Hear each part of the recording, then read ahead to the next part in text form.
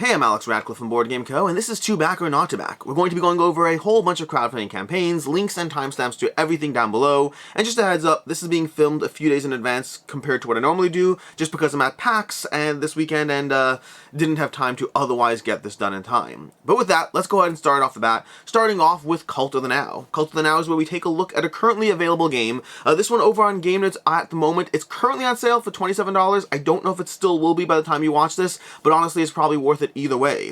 The whole point of Cult of the Now is, yes, we're about to look at a bunch of crowdfunding campaigns. Yes, I'm going to tell you that this one looks cool, and that one looks cool, and this one looks great, and watch that video, and they're all great, except they also cost a lot of money. They're available in a year or 2 years. Sometimes you won't even get them. Rarely, but sometimes that will happen. And so basically, this is an opportunity to remind you that great games are available now at retail, and you don't always have to back everything. But if you want, you can get the loop. Or you can also get nothing. That's also possible as well. But with that, let's go ahead and start it off with a few games that aren't currently funding. Again, because of the timeline of this, they may be funded by the time you watch this. But Bazaars of Ubar from Gray Fox Games is a recently launched one, just showed up recently. I heard nothing about this until it showed up on Kickstarter, but this is basically it's from the designer of their other game, Arcana Rising, something like that. They had another game, Arcana, I think it's Arcana Rising, but I could be wrong. Either way, Bazaars of Ubar from the same designer. This is a fantastical engine-building game that takes place in the mythical marketplaces of Ubar, the Atlantis of Sands.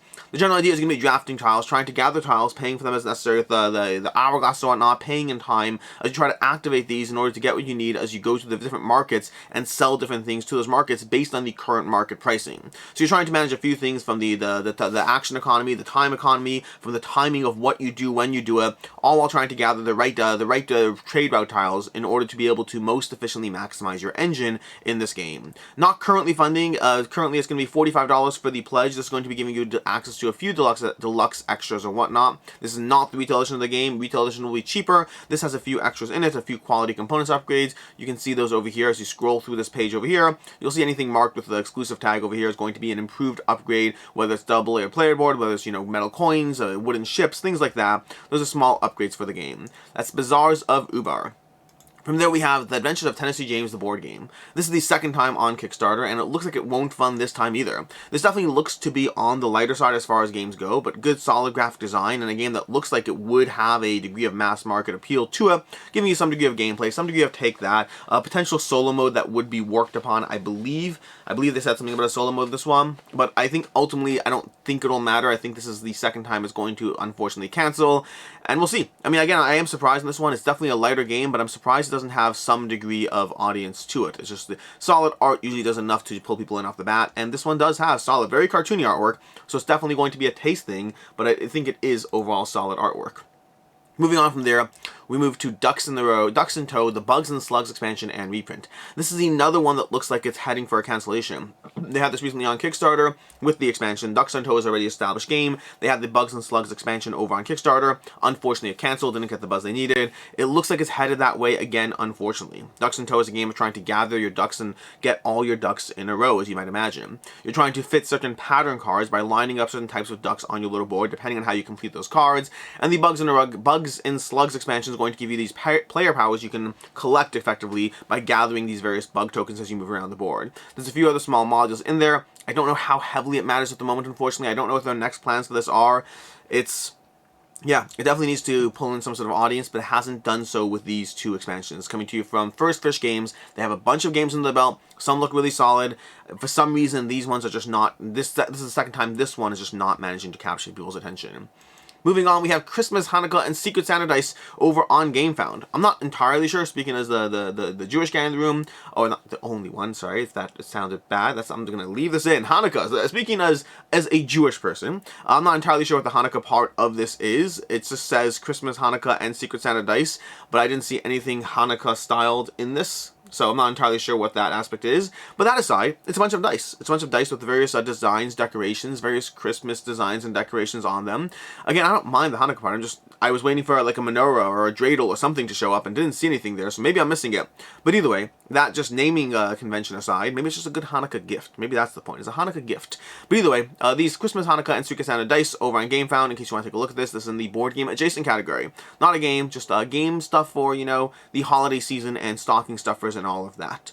Moving on, we have Dungeon Pages. This is unfortunately ended by the time you watch this video. But Dungeon Pages is one that I missed last week, unfortunately. It's a print and play solo tactical roll and write game of dungeon delving and monster battling. I try to limit how many roll and writes I cover every week. Well, more specifically, that's not true. I try to limit how many print and plays I cover every week. They're becoming a more and more popular genre, but I want to throw one or two in so you have that access to something super cheap, something you can print yourself, something you can laminate, use an app for, whatever it is. I think it's good to shout them out, but I don't talk about every single one because there are a lot of them. This one I somehow missed last week. This is Dungeon Pages from a co-team of Jason Greeno, as well as the Jason Tagmeyer, I believe. I think it's those two. I could be wrong with the exact people. But this is basically a dungeon crawling roll and write, print and play roll and write. You're going to have 6 heroes, 6 dungeons. You pair up a hero, you pair up a dungeon as you go through it. A 20-30 minute playtime. Looks compelling. This is one of those games that constantly makes me want to actually play these kinds of print and plays. I back a few of them. I don't actually play them, which has me frustrated. I need to get an app or a system or a box. I say this every time. There's nothing really new happening here, but it looks cool. If you are someone who backs these kinds of games, this is definitely one to be paying attention to. Looks very cool, very appealing, and also, as usual, only $4, or you get the year-long adventure set in Dungeon Pages core, receive a new page every Friday. That's pretty cool. That's a pretty cool thing over there. $10 for that. It's a pretty cool concept. If you like this, that's a great way to be able to have your little Friday afternoon coffee and a dungeon thingamajiggy. And we have more print plays. There's so many print plays. There's so many of them. I wish I could cover them all. I mean, I probably could cover them all, but I'm not going to. I'm getting distracted here. We're going to move on. Moving on to Dark Venture, an adventure card game 2nd edition. This is where we get to the first of the actual campaigns. Everything else was either, board game adjacent, or alternatively not funding, or alternatively something that's not yet available because it already ended. But Dark Venture, an adventure card game. We're going to be starting out going through the rest of the campaigns now, and Dark Venture is the 2nd edition of this. This is going to be Dark Venture from Rob Lemon over here. He has a few games under his belt, but Dark Venture came out a while ago. It's like a 7.1 or something like that on Board Game Geek. It's an adventure, it's a solo or it's a 1 to 4 player adventure game which you're going to be generating a map as you go through it. You're going to have quests that you're going to be going through. You're going to have various AI people you're interacting with in different ways. It's very much a kind of semi-random, semi-crazy, semi-all over the place, not really procedurally generated, but enough appeal to it in different ways. There's enough randomness to the way these things are going to generate that you'll have a different game every single time with a whole bunch of characters you'll be interacting with, and of course your own character that you're trying to level up, gather equipment, and just generally go through and accomplish the quests you need for this game. A bunch of expansions as well, but also an upgrade kit. So for $14 you can get the upgrade kit. If you have the 1st edition of the game, get all the stuff you need to upgrade to the 2nd edition. For $16 you have the Crowd Pit Arena expansion. For $8 we have the Alderaan expansion, and then for another $8 we have the Beasts and Monsters mini expansion. And then for $13 we have the cassette soundtrack, which has a fold-out map as well. Whole bunch of things over here. Rob Lemon has a very specific art style. It's worked very well for him so far in his games. Has a very solid audience behind it. This game is interesting, so if you look at the Board Game Geek reviews, lots of people who are very much obsessed with this, and lots of people who are it was good, a little too random and chaotic. So I would recommend reading those reviews, seeing which ones they line up, where they line up for you as far as what your personal interest is. The art is very striking, very compelling. Doesn't personally pull me in. I backed his other game, but the art doesn't pull me in. I recognize it as being distinct and different, and I think that's cool, but it's not my personal art style. But I think this has a very solid appeal. The Kickstarter video, very much leaning into those 70s vibes of, terrible horror cassette movie tapes and whatnot. Looks very cool. That's Dark Venture. As far as should you back it, should you not, will it hold its value? Short version is the original one did, or so far for the most part has. This game has a very low available print run. They said already in the FAQ that, and they cover some of the differences in the FAQ as well. It's worth checking that out from 1st to 2nd edition. But in the FAQ as well, they talk about how they'll have a limited release print run with, a few copies here and there for various game stores or this or that. And that held true for the 1st edition. It's just not widely available. So even though it's rated good and not amazing, it's sought out enough in comparison to the availability that it overall has done a very decent job holding its value. Moving on, we have Legends Untold, the Illumination of Deep Sorrow. Another kind of 2nd edition kind of thing. This is leaning less into 2nd edition, more into full-on standalone expansions for Legends Untold. Legends Untold came out a while ago with the Weeping Caves and the... It was the Weeping Caves and something else. There were 2 different sets for this original game. It's basically a dungeon crawling game, but abstracted enough to just cards. You have cards. You're going to have your characters. You're going to be leveling up your characters. You're going to have interactions. You're going to have, various events happening around you. You're going to be laying out a board, wandering around. So it's very much a dungeon crawler with a card-based system that's trying to abstract it to a smaller box size and a more accessible table time. It plays in roughly an hour, giving you that kind of overall experience. But that's what the original game is. Again, rated decently, not amazingly. Same conversation as Dark Venture over there.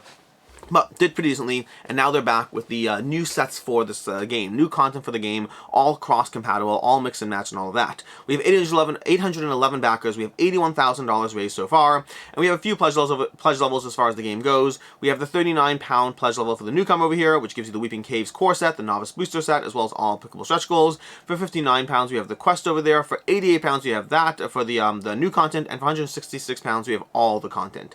So a lot of dungeon crawling goodness if you're looking for something that's a little bit more abstracted. Again, this is another one where you can check out the reviews on this game already. This is an already established game. This is just more stuff for that already established game. So you can check out whatever YouTube reviews or Board Game Geek content, whatever it is you want, comments, Board Game Geek comments, whatever you want to see for this game. As far as should you back or should you not, will it hold its value? Short version of this one is mostly no. The original game, if you look on Board Game Geek on the secondhand marketplace, for the most part, you can get this stuff cheaper than the original price point in it. It's one that hasn't done a great job holding its value, so I would say your options are getting the game over here, or waiting to pick it up secondhand, or even picking up some of the content now secondhand, maybe getting some of the newcomer stuff. There's a whole bunch of ways you can mix and match over here, but do so if you want to, but understand this is one that if it's not for you, you likely won't be getting your money back on it, and also if you do want it, you might be able to get it cheaper on the secondhand market. Moving on, we have Clash of Decks Season 3. 743 backers, $52,000 raised. This is the third season, as you might imagine, because it says Season 3 of Clash of Decks. Technically, I think it's the fourth Kickstarter. Let's see over here. Maybe the fifth? No, fourth Kickstarter over here. Did they all fund, or one was canceled? I think one was canceled. Maybe? We had the original one canceled, yes. So one was canceled, and then we had the rest of them funding over here. Basically, Clash of Decks is a game system that what they did is the first season or whatever it is, they kind of came to the table and said, hey, we're going to give you this game for $3. And they bought like a huge user base because of that. They had like 16,000 backers, and then not all those came back for Season 2, as you might expect. Not all of them came back for Season 3, but they managed to at least establish themselves as, hey, here's this very cheap way to get in on the game and see if it's for you, and now let's see if you want to continue to stay current with the game, and many people are. Again, $52,000 is nothing to sneeze at over there. We have 8 days to go. They likely will not cross the 100,000 mark, which is a big deal because they have a 100,000 stretch goal, or maybe it's 100,000 euro. I have to double check. But either way, Clash of Decks Season 3 is basically a 2-player head-to-head, although they actually, I believe they added full-on multiplayer mode, but it's generally a 2-player head-to-head game about hand management. It's all about managing your cards in your hand in the order your people are killed and the way you keep cycling them back into play. Combine that with strength, defense, with powers and abilities and specific symbols over there giving you specific abilities for each thing. And it's all about just trying to head toward the bridge, take down your opponents, and manage your hand properly and build your deck, build your team properly as you go through it. They've added new dual solo modes, a new 3-player mode, co-op, free-for-all, 2v2. There's a whole bunch of new modes being introduced over here. There's playmats, a bunch of content over here. Basic pledge is going to be €40 for 4 standalone expansions. And part of the relevant thing about the €100 thing, if I can find it here, is for 100. If they hit €100,000, they're going to have an additional 4 random standalone expansions included over there with the mutation format. So like almost doubling the content effectively of what you get over here if they hit €100,000. Unfortunately, I just don't think that will happen. Just based on where they are right now, with 8 days to go, I don't see them hitting that number. They're doing well, but they're not doing that well. As far as should you back it, should you not, will it hold its value? For the most part on this one, no. This stuff is cheap enough for the most part, but as far as secondhand market in this one, it hasn't done a great job holding its value. This is another one. Back it if you want it, but understand what you're doing. Understand just that it won't. If it's not for you, you won't be able to get your money back. And there's a whole bunch of options as well. By the way, getting all in for 80 euro over there, getting previous content. I didn't go through everything over here, but that's what we have for Clash of Deck. Then moving on, we have Godsforge. 490 so far, by the way, like every single campaign so far. Every single campaign, the first 4 campaigns are all like reprints and new content stuff, so we'll see how that goes. But 494 backers, $43,000 raised. Godsforge is the Godsforge and expansion, the Dragon Gods and Great Houses. And if all you see is House of Dragons, well, that's what I see, the House of Dragons. They have 2 expansions with the very popular, I don't know if that's intentional or not. If it wasn't, I guess it's good for SEO, maybe, or alternatively bad for SEO if you're trying to find it and you only see House of Dragon. Not entirely sure. But either way, Godsforge is a Yahtzee-style game of rolling dice, re-rolling them, and trying to cast your spells appropriately in the game. You're going to be. This is introducing the two new expansions for the game. Over here we have the what are they called? We have the Return of the Dragon Gods and the Twilight of the Great Houses expansion. Those are the 2 expansions over there. We have the core game for $39. We have the expansions for $40, and we have the Master of the Forge Deluxe Bundle for $79 if you want that. So a whole bunch of ways you can jump in on this game for the first time. You can get new content for the game. It's basically Yahtzee style spell casting. That's what it is effectively in the game. Overall on Board Game Geek, it's rated decently. Again, another one where you can check out previous review content. You can see if it's a game for you. The game is rated decently, not amazingly, and this is just new content for the game. As far as should you back it, should you not, will it hold its value? Based on the first game, I'm guessing no on this one. It doesn't seem like there's enough demand in this one. Copies are selling well below what you people paid for them, so it's another one. Back it if you want, but if it's not a game for you, you likely won't be able to get your money back on this one. Moving on, we have Maple Valley, the first standalone game over here. Maple Valley, in the same world as Creature Comforts. This is not an expansion, to be very clear. If you never played Creature Comforts, you're completely fine. It's in the world of Creature Comforts, but it's a completely standalone game from KTBG, Kids Table Board Games. 3,800 backers, $231,000 raised, 8 days to go. Maple Valley is giving you it's 165 times. Yeah, Maple Valley is bringing you a new what's called movement placement it's effectively a worker placement with a movement mechanic. So things we've seen similar are, Stardew Valley, even like, Maple Valley, Stardew Valley. Stardew Valley has a similar concept. I'm trying to remember what other concepts there are. There's Now or Never has a similar concept. It's kind of worker placement to a degree, meaning you have to move around and take actions around the board, but the movement will also restrict you, so it's not a pure worker placement. I don't know what it's officially called, but movement placement, let's call it that over there. Maybe they called it that already. I don't know what they called it. What do they call it? I don't know.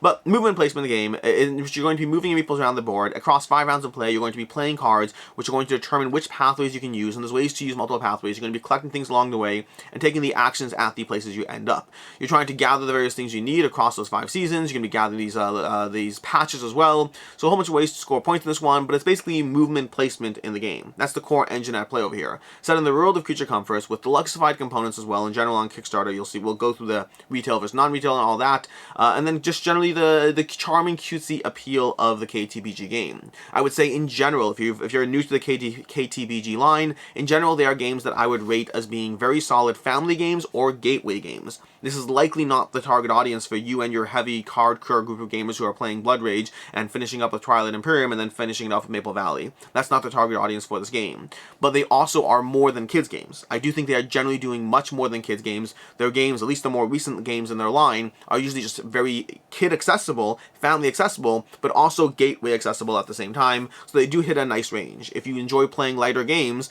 this is definitely a game you can get, whether or not you are a kid, and still enjoy it. But that's basically Maple Valley over here. As far as what you get in the Kickstarter, we have a bunch of these patches over here, the Black Friday events, things like that, trying to get more content into the game.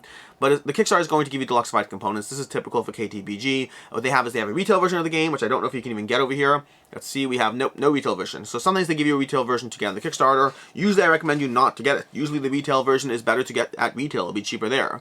But in general, right now they're offering the Kickstarter version only for $54. It's going to be, great value over here, exclusive. So this is going to give you all these Kickstarter exclusive extras, 180 wooding resources, custom inserts by game trays, and lots of stretch goals as well. In general, with KTBG games, at least with the more recent ones, what you get for the extra amount you pay is significantly worth it. Once you factor in shipping, you're going to be paying a little less than double the price of what the game is available at retail. Probably less than that. I don't know exactly how much it'll be at retail. It depends how much it is at retail. But generally, whatever it is at retail, you're paying a little bit more, but then you have to factor in shipping as well. So maybe 50% more than what the game will cost. But you get a ton of nice quality improvements for that. In general, I highly recommend, if you're interested in this game, first of all, they hold their value. The more recent ones, like, Creature Comforts or, well, Power Plants hasn't landed yet, but the more recent ones that have more upgrades, they have held their value on the secondhand market just fine, because people are willing to pay that extra, $20 or whatever it is to significantly enhance the quality of the game on the table, or the visual quality of the game on the table. But that will likely be hold true here as well. You're getting Kickstarter extras, you're getting that game trays, that insert alone, which is like a $20 value, you're getting the wooden resources, you're getting the wooden critter pawns, you're getting the friend cards, the wooden worm, you're getting all these, well, these are actually just part of the game, but you're getting extra stuff over here. Plenty of them are going to be Kickstarter exclusive, plenty of them are just, added to the game, but you're getting a bunch of extra stuff over here that is generally worth paying the extra on Kickstarter, both from a hold this value stance, as well as just from a quality of life stance. This is not an expensive game. $54 is not, well, everything's relative. In the world of Kickstarter, $54 is not that expensive, and so overall, if you're interested in this game, I definitely do recommend getting it on Kickstarter, as well as the fact that you have the opportunity to get extra stuff from, even extra stuff you're missing from the original Kickstarters of the other games. You can get all those in the Pledge Manager as well, or even the optional buys. I don't know how they have it structured. But that is basically Maple Valley. Generally, if you're interested in this kind of game, this style of, lighter gateway game, highly recommend it. But that said, moving on to Tiny Epic Crimes. Tiny Epic Crimes from Gamelin Games. 6,500 backers so far, $262,000 raised, 8 days to go. And again, remember to subtract 3 or 4 or 5 from whatever number I say here, because again, I'm filming this in advance. But Tiny Epic Crimes, is the newest Tiny Epic game from Gamelin Games. This one's giving you a deduction game, either, you know, solo or cooperative or competitive as you go through this. I think it's solo and cooperative. Definitely a solo play. It definitely has competitive play. I think it has cooperative play as well. But this is a game which you're going to be using deduction to figure out who did the crime. The basic idea is you're going to have these various things. You're going to have the suspect, you're going to have the location, you're going to have the murderer, all these different cards as far as different things all combining together to figure out who is the person. You're going to have these sheets of people that you're going to slowly eliminating as you find different weapons or motives or different things in the game. You'll be able to slowly eliminate who the people are not as you try to figure out who's behind the crime. The problem is, in the city that is built around you, you're also trying to deal with things that are popping up as you go through it. You're going to be dealing with various other side events that are popping up, getting in the way, forcing you to divert your attention as much as possible to different things going on in the game, even as you try to solve the main crime. So a degree of deduction, a degree of, you know, slowly eliminating information to figure out what you need to figure out in a world that is also is living around you as you go through it. Supposedly it's highly replayable, with, like, you know, tons of just variety to the experience, the way the city will be laid out, the way the crime will be laid out, who will be doing what, all that, and lots of upgraded tokens over here. Not necessarily upgraded, sorry. Lots of tokens, components, all that, including the bullet dice that they had in the Tiny Epic Western. Tiny Epic Western is where they had those last. That's basically what we have over here. That's Tiny Epic Crimes. As usual, they have the deluxe content as well as the expansion that's going to be added to the game over here. On Kickstarter, they generally have 3 boxes. They have the core box, they have an expansion, then they have, here's the extra deluxe stuff you're getting for back in the game. That's what we'll have over there. And that's going to run you $25 for the base game, $30 for the deluxe game, and $40 for the full deluxe bundle over there. And then you start getting to 2 times 2 times 10, etc. That is Tiny Epic Crimes. Short version of this one is same thing I generally say with Gamelin Games. No real surprises over here. In general, if you're interested in the game, if you want the game and you're not worried about anything else, I just go ahead and back it. These things are fairly cheap. At the same time, for the most part, Gamelin Games games have not done a great job holding their value. Their stuff is typically available after the fact, and shipping is where it kills it. This is where you have, whenever you have this like $30 to $40 price point, the shipping, at being an extra, I don't even know what the shipping is over here. It's like an extra. It was a lot on the last campaign, but that was also because of the fact that things were getting more expensive there. I don't know if the shipping. Let's find the shipping here. Shipping, Tiny Epic, here we go. So shipping's gonna run you like $9 for the game, which is actually that's actually not bad at all. The last time when they had Tiny Epic Vikings, they had it significantly higher, but that's because we had all these shipping issues going on. So the $9 is not as bad, but even so, it still adds 25% to the price of the game, even at the $40 price point, and even more than that, depending on what else you get. And in fact, the $40 price point, what we have, 2 copies, $11 there. But yeah, it's going to add to the cost of the game in a way that makes these games harder to hold their value, especially combined with their wide availability after the fact.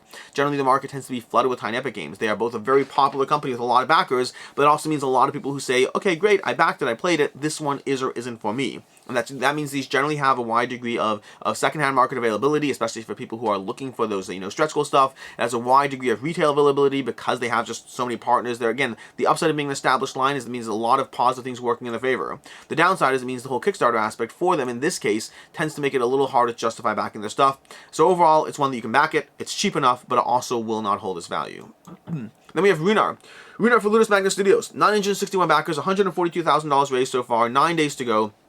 Runar is giving you a skirmish game with single shot and campaign play, with a 1 to 4 player game with a solo mode, as well as up to 2 to 4 player full on skirmish mode. It's going to be giving you skirmish that's not exclusively focused on killing your opponents, which is good. That's the way I like my skirmish games. I like it to have more than just purely just gunning people down, well, shooting people down, knifing people down, stabbing people down, but it's going to give you different objectives as far as trying to collect the various crystals in the game to get as many points as possible, to dealing with the events, which will also give you different ways to get points as well. And that's what's going on in Runar. You're going to be picking 3 heroes, and there's a whole, you can either do what's just kind of generally friendly, or there's a whole selection process you can go through as well. You're going to be trying to either play against, you know, just straight up upgraded heroes in the single shot mission, or alternatively leveling up your heroes as you play through a campaign play, and you're going to be trying to take down everyone and then accomplish the goals you need to before they do theirs. Every hero is going to have their own deck of cards that gets mixed together. There's going to be a very similar vibes to Super Fantasy Brawl. Also, Kickstarter page is only half loaded apparently. Very similar vibes to, let me refresh the page right as it loads. Very similar vibes to Super Fantasy Brawl in terms of the way you mix up 3 heroes, you mash up their decks, and you're going to use those decks to drive the actions, giving you a lot of tactical options with the Q play. I have review content over my channel, you can check it out. Overall, very intrigued by this one. For me, the biggest issue is that the campaign play is the main way to play, and I just don't think I'm going to play it that way, which means I'm missing out on half of what the experience is designed for. But other than that, amazing production value, solid gameplay, very much enjoyed this one. The pledge levels are going to be the core pledge for $103 or €99. The deluxe pledge for €129. Let's still go ahead and find the pledges so we can show you those. Also, video, incredibly well done. If you want to get a feel for the video or for the gameplay, check out the video. Very well done video. Solid, yeah, just very compelling. For €99, we have the core pledge over here, the core box and the stretch goals. For the €129, we have the deluxe pledge, which gives you the Runar chest, deluxe content, and stretch goals, so more extra stuff, as well as that box, which just looks so shiny. And then for €199, we have everything. We have the Runar core box, the Runar chest, the Hell expansion box, and the Jarl expansion box. So giving you extra content over there. The Hell expansion, let's see if we can scroll down to it. The Hell expansion is going to give you extra characters and AI enemies to fight against. If we can find it, here we go. We have extra AI enemies to fight against, extra characters to play as, and the Jarl expansion box is going to give you 6 new mighty heroes, as well as giving you a way to play with a larger map and more heroes. So you can play up to 6 players with a larger map, new rules, and new 3D elements. Don't know if I would play up to 6 players. I just, based on playing, I don't think that would be the ideal way to play. But if you're the kind of person who wants that extra player count flexibility, then you'll have it in the box. And that is basically what we have as far as Runar over here.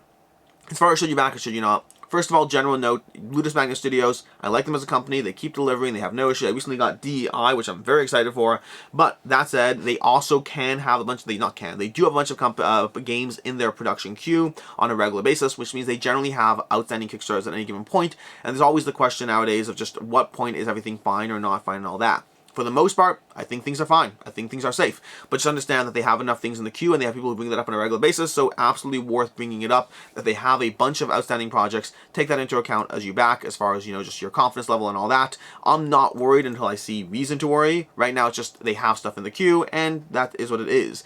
As far as holding its value, for the most part, Ludus Magnus games have held their value just fine. Their production value is insane. Their games range, I think the exception is Dungeonology. Dungeonology was very much a bust as far as just did not hold its value in the slightest. But most of the games do fine as far as holding their value. They have a very solid core. They have a solid fan base. Their games' production quality is excellent. Their games are usually very solid, and so their games do a good job holding their value.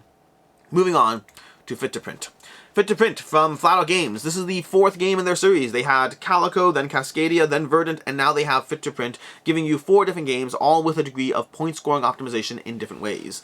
In particular, Fit to Print is giving you the idea that you are putting together a newspaper. Your newspaper is fit to print. Across 3 rounds of play, on a slowly expanding board, you're going to be creating larger and larger spreads, trying to take into account your headline piece, the photos, the advertising, because you need to pay for that paper after all, the various articles, and trying to manage all the scoring around the game. But the trick, though, is that the main focus of the game is a real-time element. You're assembling a newspaper. You have to be the first to print. You have to be first to print and fit to print, and so there's a real-time element in the game as you go through it. There is turn-based play for those who do not want that real-time element. Having played the game, I think that both work fine. I would say that the turn-based play, at that point, I'd probably just rather play their other games. The real-time, on the one hand, real-time is always a gimmick to an extent, and some people do and don't like it, but if you're going to go to the turn-based, I'd recommend one of their other games as being better in that sense. I think Fit to Print has a degree of charm to the way the real-time works, but it does come at the cost of being real-time if that does or doesn't work for you.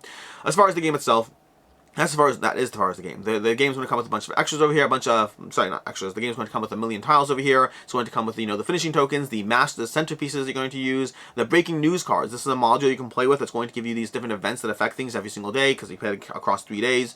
You can have character cards that you're going to have different characters that affect, the things you can do, or your one-time uses, or different things, or different abilities you'll have in the game. You have your little 3D desks where you stack your tiles as you gather them, trying to put them onto your paper. So a bunch of things over here with the Kickstarter promo expansion. 2 more centerpieces and 6 new breaking news cards. I wish they had more characters. I want more characters in this Kickstarter promo pack. But either way, that's basically the game over here. As far as the pledge levels, same thing as a typical game for them. They have the Fit to Print Kickstarter edition for $29, and then they have multiples if you want to get a bundle deal, save on shipping and all that. And this is Flat Out Games. In general, so this is a tough one. So it depends on how you look at their stuff, because they generally have a very solid price point, $29, but you'd have to pay shipping, and then if alternatively getting it later, the MSRP goes up, but you might be able to get an order from online with free shipping and all that, and that usually wipes out the savings. The reason to get their games are usually because it does come with a promo pack, and then if you like the game, having those extra flexibility, those extra cats in Calico, the extra cars in Cascadia, I don't remember what Verdant has as far as extras, but having those extra content for the game, for a game you like, for a few bucks extra, is generally worth it. As far as holding its value, that's where it's more of a mixed.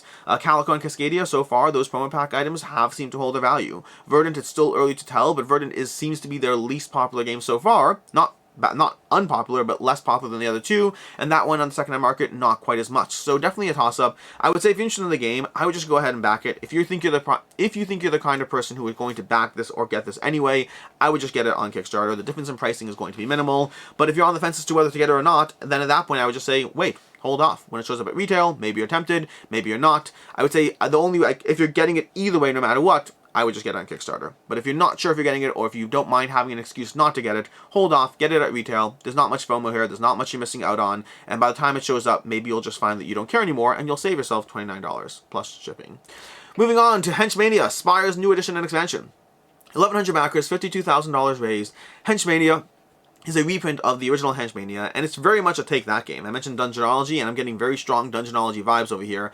In this game over here, as you try to accomplish your goals, you're going to be placing people down into the center area to gather different cards, and then basically messing with each other. That's the entire game. It seems like the entire game mostly comes down to messing with each other, playing cards to get in each other's way, and hurt your people, hurt the people's chances of actually getting anything done. That's what seems to be very much a heavy focus on that. So strong focus on card play, but card play with a high degree of take that, which could be a lot of fun. The artwork's very, charming in its own very grotesque way, and I mean it's like, oh, we got the pillory over here. We got charming in a grotesque way artwork over here. It may or may not work for you, but you can check that out in 2 minutes. And then past that, the gameplay very much focused on a high degree of take that. If those things don't scare you, this may well be a game that you enjoy, that you like. The artwork looks solid, the production quality with those screen printed wooden meeples over there, all of that looks great.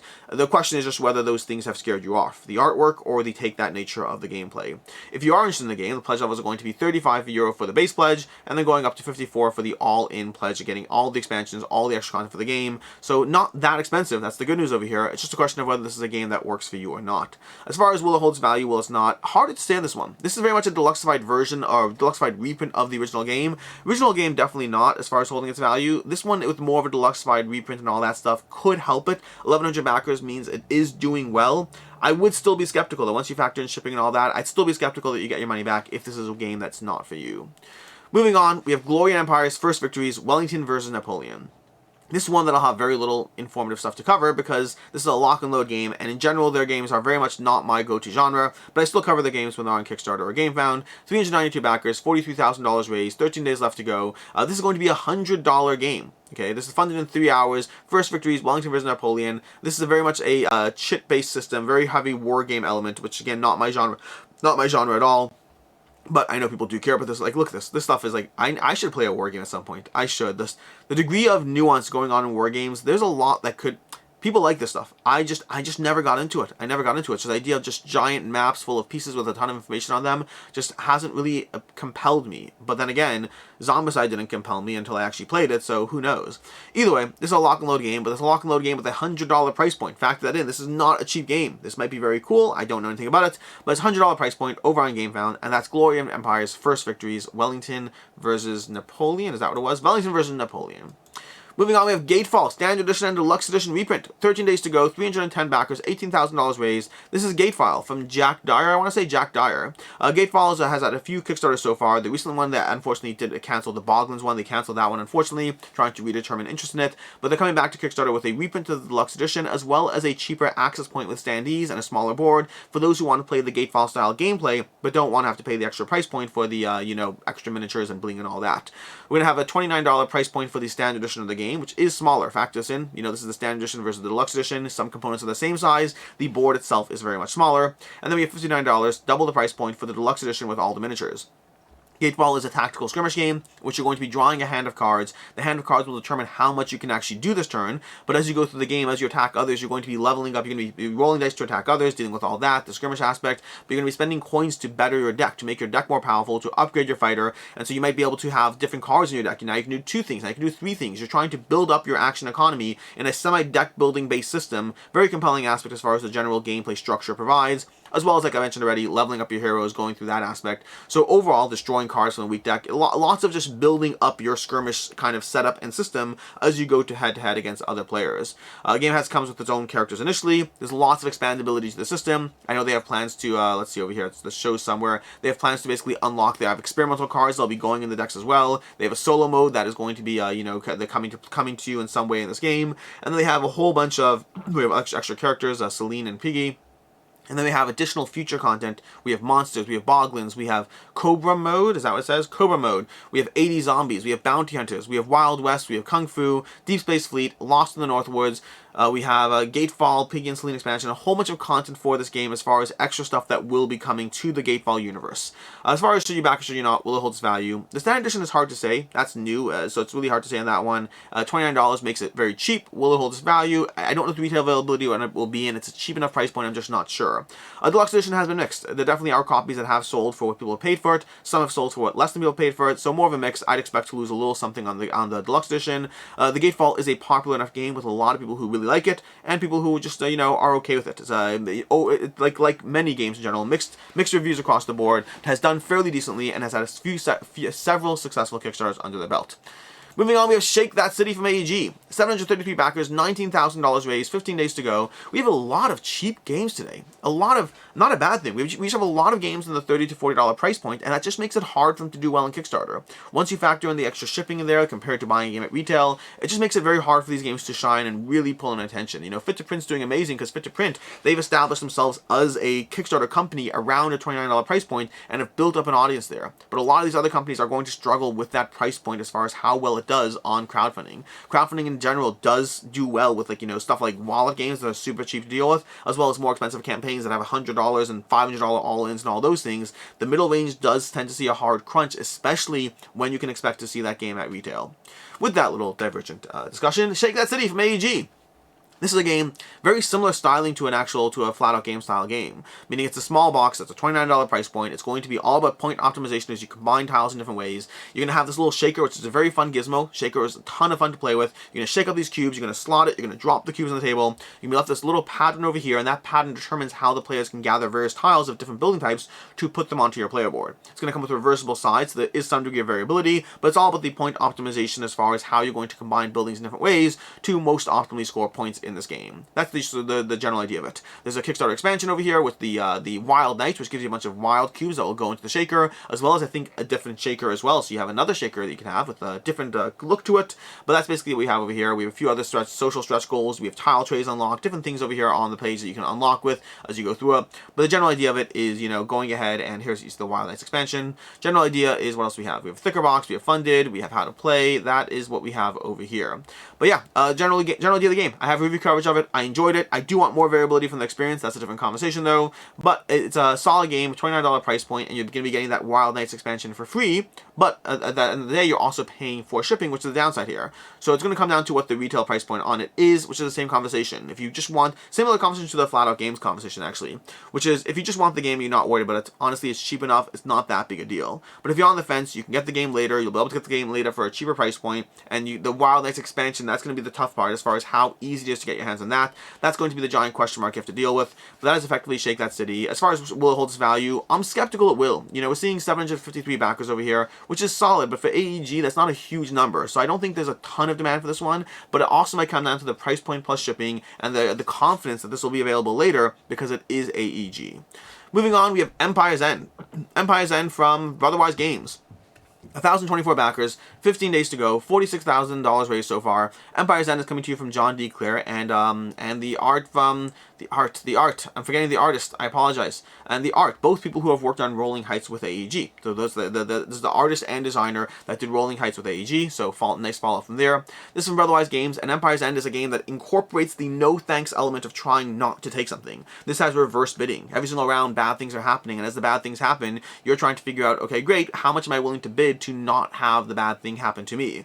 And you're going to be going through that process again and again. You're going through a sequence of slowly building things up and then slowly having things crash down around you based on who takes that disaster, but hopefully walks away with enough resources to have benefited from the disaster enough to more positively build up their empire. That's basically the idea of it. Empire's End. Things are crashing and burning, and who can most tactically avoid that and manipulate that as best as possible from the various players at the table. That's the core idea of the gameplay. The game's going to come in at $35 for the game over here, for $40 for the deluxe edition of the game, so an extra $5 is going to give you you screen printed wooden markers, and then $55, which is going to give you the screen printed wooden markers and the screen printed wooden resource tokens. So if we scroll down over here, we can see the various extras you're getting. $35 gets you a retail edition of the game. Standard advice, once you factor in shipping over there, get it at retail instead, you'll save money there. If you want the extras, on the other hand, if you want those screen printed meeples, you'll be paying an extra $5 for them. So you're getting these over here upgraded and improved to these over here. So it's extra $5. Is it worth it for that? That's a question mark. That's a question for you to decide. Some people might even prefer this look. In fact, actually looking at it, I might even prefer that look. I'm not sure. But either way, moving on to the next level though, at $55, you get all those wooden resource tokens, and that's where you're paying an extra $15 on top of their already deluxe edition.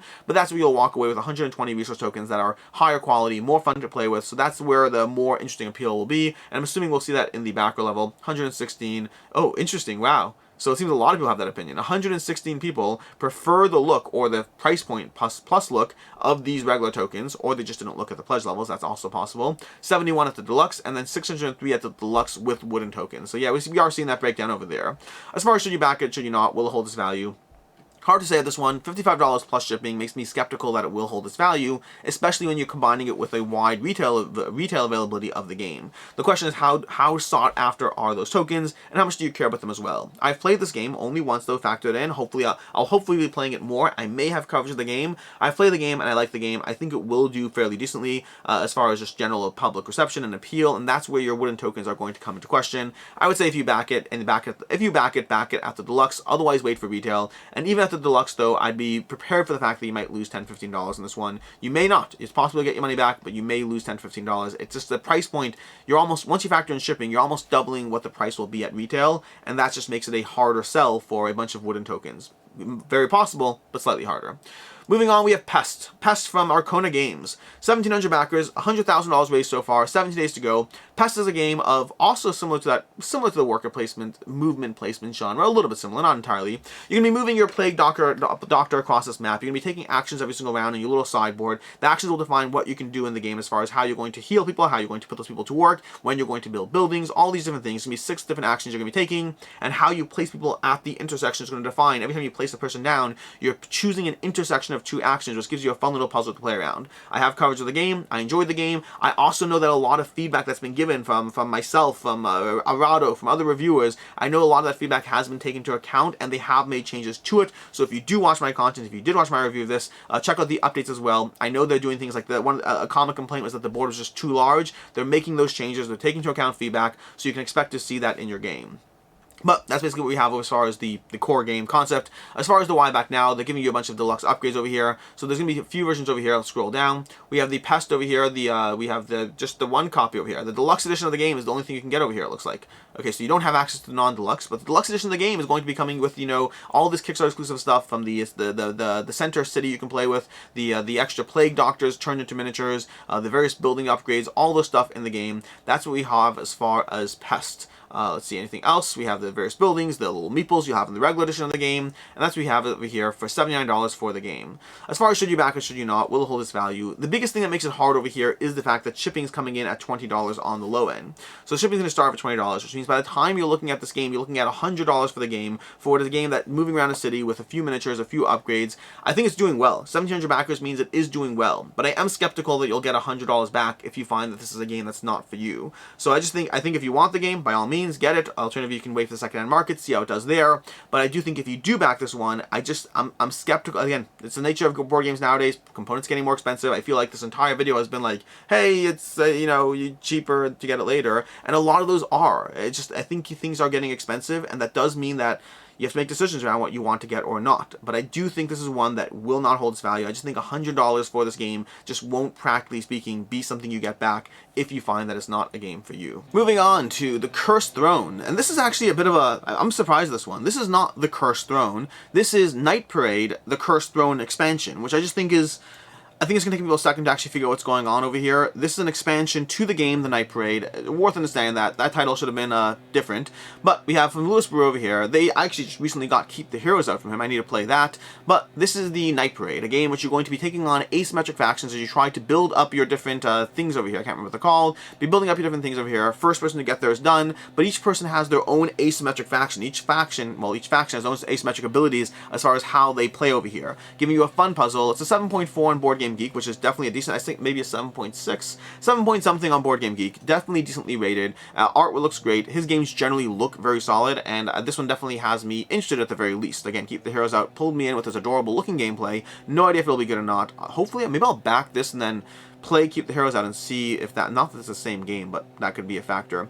Either way, that's basically what's happening over here. You're going to have a bunch of cutesy little factions over here, a bunch of optional ways to buy extra factions. The core game is going to come with what you see over here, the Gatanok, the Nekomata, I'm not going to try to keep pronouncing these, but they're also going to have this additional expansion, the Monkey King expansion, which was an early bird if you got there early enough. Alternatively is alternatively you can go ahead and pay for this one as well. And then from there we also have, the optional buys, 2 different optional buys for $25 a piece that will each give you two more factions to play with, giving you just more ways to mix up the experience as you go through the game. This is going to be a few options as far as the pledge levels. We have $35 for the returning backer early bird. We have $45 for the Night Parade early bird, and then we have $80 for the Night Parade and Cursed Throne early bird. All early bird pledges are basically giving you the Monkey King expansion for free. Once the early bird phase is done, we'll move to having these, well, without the Monkey King, but the same basic price points, I assume, for the same basic content, just without the early bird. Just understand that $80 over there, that's not an all-in. You're paying an extra $50 to get the additional 2 expansions, and I believe there's a playmat as well. So there's a bunch of extra ways to pay money here. You might be looking at like up to $200 once you factor in shipping and the Monkey King and the playmats and all expansions. It could cost a decent amount for a game that looks charming. Whether or not it's for you is a different conversation.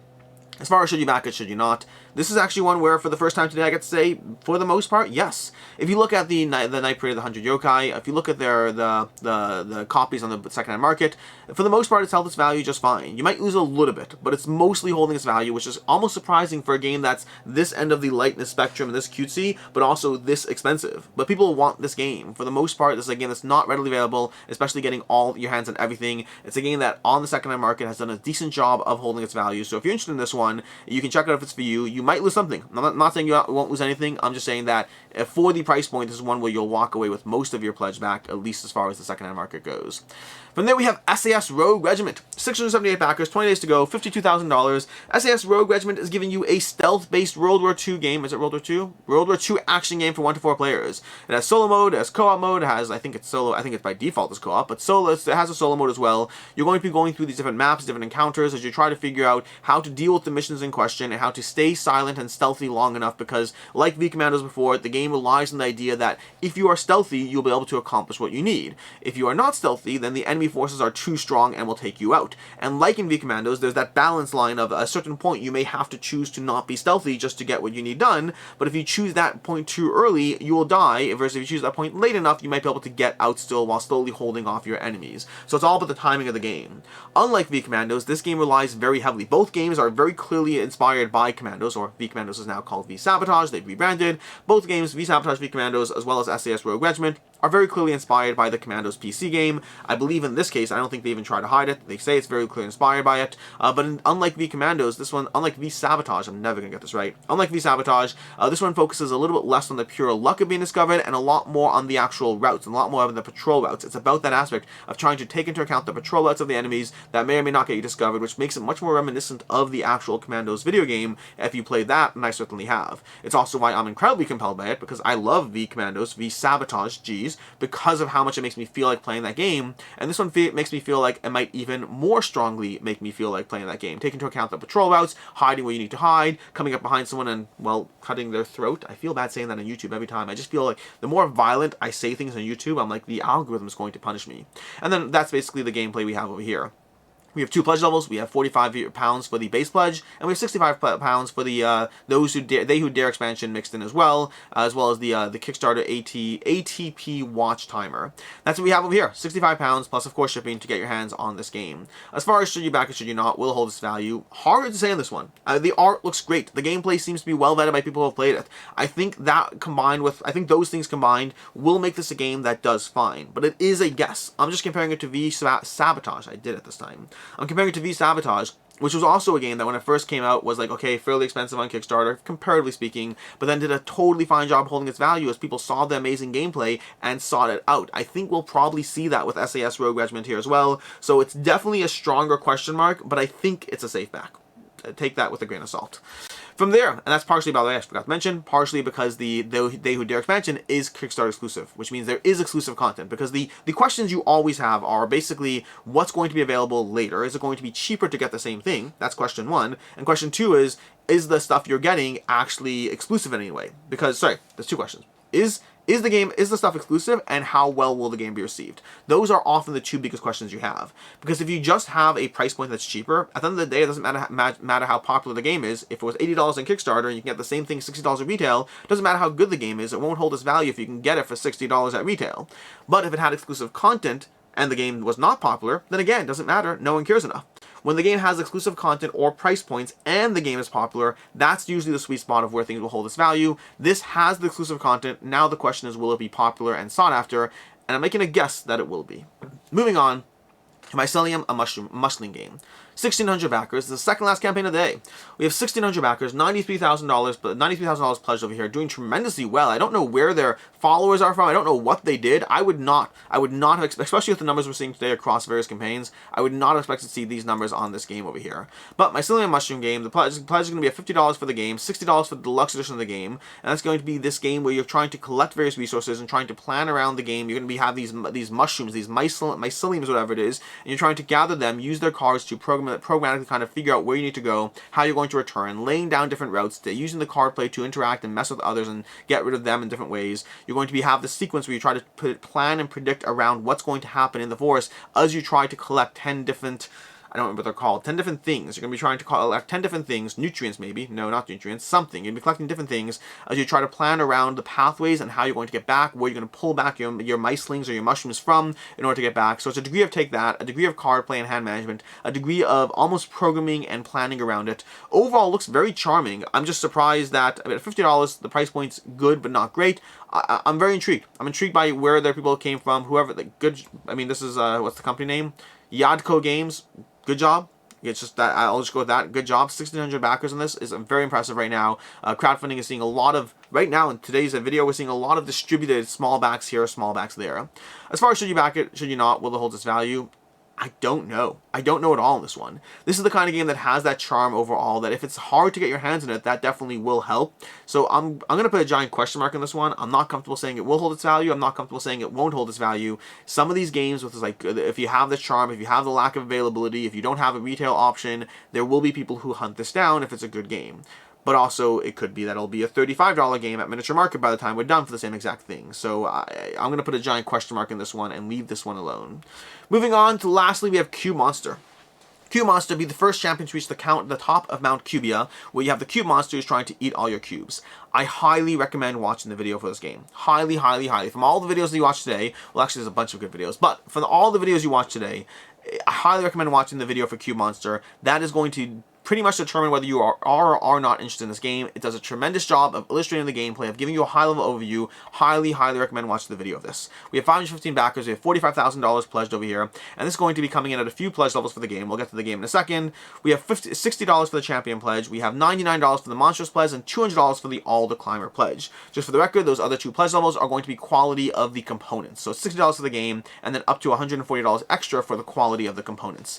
The game itself, though, is basically going to be a game which you have the Mount Cubia and you have the Cube Monster. Players are trying to gather cubes and then trying to be mindful of the fact that you're using those cubes to build out your own buildings in your tableau, but you also have to feed the cubes to the Cube Monster to slowly ascend higher and higher on the mountain. So you have a few things going on, all determined by the idea of these cubes. These cubes are the currency of the game. You have to manage them as tactically as possible while engaging in tableau building, a degree of puzzling out how to be as efficient as possible, and moving up Mount Cubia, which is going to get progressively more and more expensive as you move up the mountain. You have 4 different characters in there. There's also going to be a solo mode plan. They don't have it fully fleshed out yet. And then you have a few Kickstarter exclusives. We have the Monster Die Throne, because the monster is eventually going to be messing with you as well. We have extra cubes in case you lose a few to keep you comfortable there. And then we have this basically $60 pledge over here, giving the game board, the heroes, the miniatures, their own tactical little tableaus, the dual layered monster board, the Monster Die Kickstarter exclusive, just all these things over here, the card play and all those stuff there. Fine, that's what you get in the core pledge. For an additional $40, you're going to get the 3D monster board, giving you this guy over here to hold the cubes over there for you.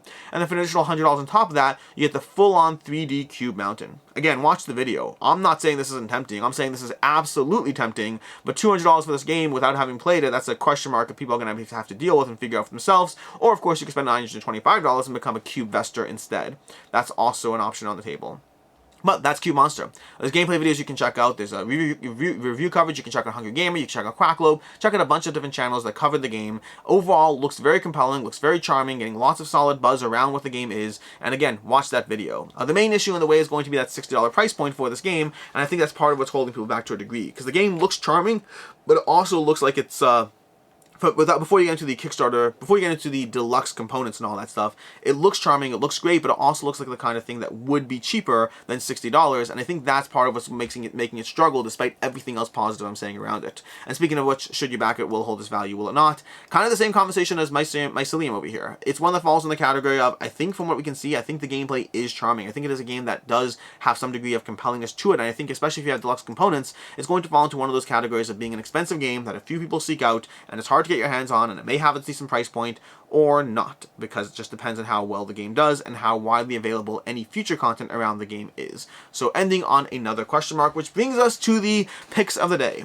Picks of the day in general are going to be always two things. I pick the game that I think is most likely to hold its value, and I pick the game that I am most personally interested in. For the game that's most likely to hold its value, I'm going to have to go with Runar. Runar from Ludus Magnus Studios. Their games generally do well as far as secondhand market on them. They generally, the production quality, the miniatures, all that stuff, the Kickstarter exclusive content, they generally just do a good job as far as holding the value. I think Runar is the safest pick as far as the game that is most likely to be worth getting on Kickstarter compared to getting anywhere else, secondhand market, down the road, retail, all of that stuff. And then as far as my most personally interested, it's going to have to be SAS Rogue Regiment. I'm very interested in this game. I love V-Sabotage, and the idea of taking a V-Sabotage system but adding an extra level of... My biggest complaint against V-Sabotage is the way stealth is implemented. It comes down to, I'm going to plan tactically, and oh well, I just, got a statistically unlikely roll. Oh well, time to just, freak out, and the game's already over. I do find that V-Sabotage is excellent with that one caveat, and if SAS gives me the same or even similar gameplay, but with a different stealth-based system, that would be enough for this to be very quickly one of my favorite games. Still a giant question mark, because I haven't actually played it, but very, very compelled by SAS Rogue Regiment, and very much looking forward to this one. And with that, we're going to call it. I am Alex Radcliffe from Board Game Co. Thank you so much for sticking around and for being here. And as always, I hope you have a good one.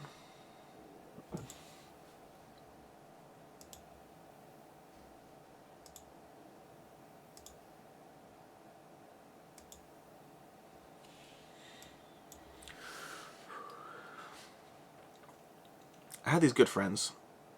Two good friends. Antennas. They were both antennas. But they fell in love.